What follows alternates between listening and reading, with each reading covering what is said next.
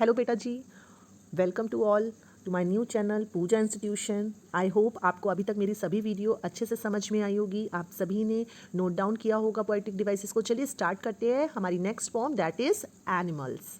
It is written by Walt Whitman. और बेटा जी, ये जो पोम है, जैसा कि टाइटल आपको दिखाया गया है एनिमल्स, तो ये एनिमल्स के रिगार्डिंग एक आपको पोम दी गई है, जिसमें जो पोएट है वो हमें बताते हैं कि how he feels more at home with animals then humans whom he finds complicated and false. तो उन्हें ऐसा लगता है कि ह्यूमन बींग्स जो है वो काफ़ी कॉम्प्लिकेटेड है, काफ़ी फॉल्स है, बट एनिमल्स ऐसे नहीं हैं। And he thinks I think I could turn and live with animals. They were so placid and self-contained. I stand and look at them long and long.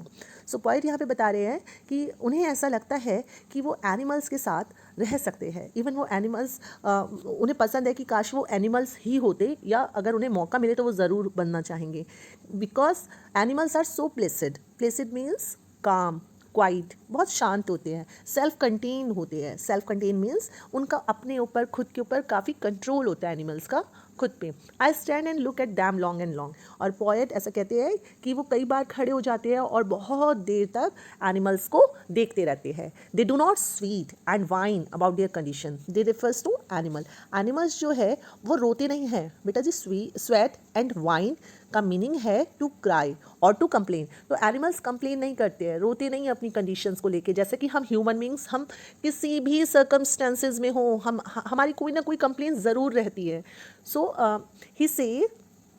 He says they do not lie awake in the dark. और ये जो animals होते हैं, ये ऐसा नहीं है कि रातों में जागते हैं और अंधेरे में जाग कर रोते रहते हैं जैसे कि ह्यूमन बीइंग करते हैं। क्योंकि जब हम लोग कुछ गलत करते हैं, हम लोग कुछ, अगर हमने कुछ बुरा किया है जो हमें पता होता है कि हमने किया है, तो उसके लिए हम अंधेरे में रात में बैठ के आंसू भी बहाते हैं। They do not make me sick.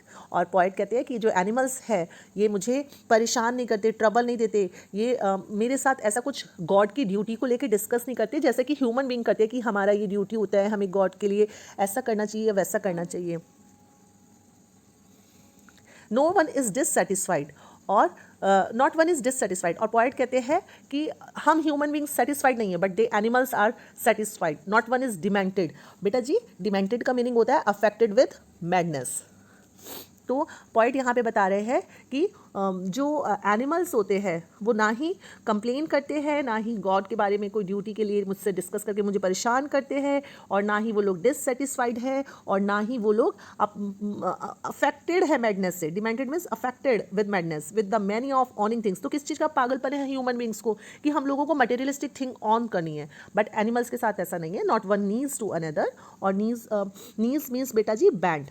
Band, जब हम किसी की रिस्पेक्ट में किसी के सामने झुकते हैं तो होता क्या है कि आप देखिए, एग्जाम्पल के तौर पे मैं आपको बता सकती हूँ। अगर एक बॉस है और एक एम्प्लॉय है, तो एम्प्लॉय क्या करता है, अपने बॉस के सामने झुकता है, उसको सल्यूट करता है या उसको विश करता है, ग्रीट करता है। बट एनिमल्स में ऐसा कुछ नहीं है, ना ही कोई किसी के आगे बड़ा है, ना कोई छोटा है, और ना ही कोई इस तरीके से किसी के आगे रिस्पेक्ट देने के लिए झुकता है।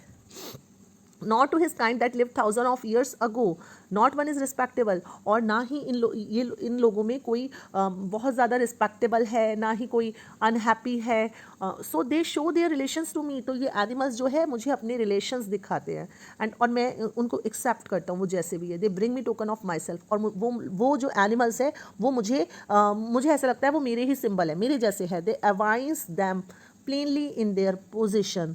सो बेटा जी, अवाइंस मीन्स दे शो मी, वो मुझे शो करते हैं कि प्लेनली इन देयर पोजिशन, की उनकी जो पोजिशन है, उनका जो ऑनरशिप है वो किस तरीके का है। I wonder where they get those tokens. मुझे हैरानी होती है कि उन लोगों को कैसे पता कि इस तरीके का होना चाहिए जैसे वो है।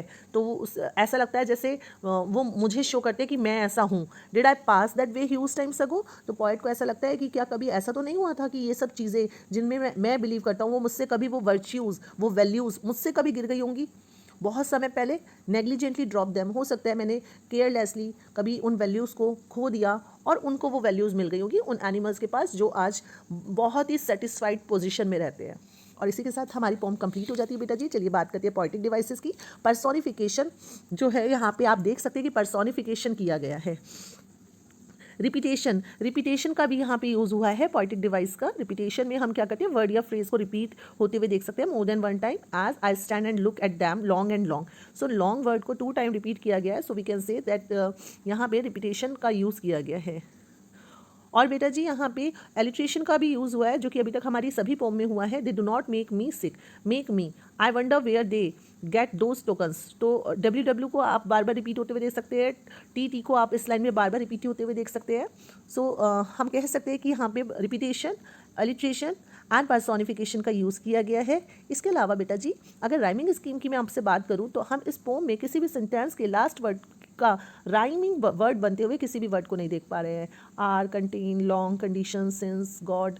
तो यहाँ पे राइमिंग स्कीम आप कह सकते हैं कि there is no rhyming scheme. So this poem is in free verse. Okay बेटा जी। और अगर आपको मेरी पोम में कुछ भी प्रॉब्लम हो, कुछ समझ ना आए, आप लोग बिल्कुल मुझे कमेंट करके बता सकते हैं। थैंक यू, बाय बाय बेटा जी।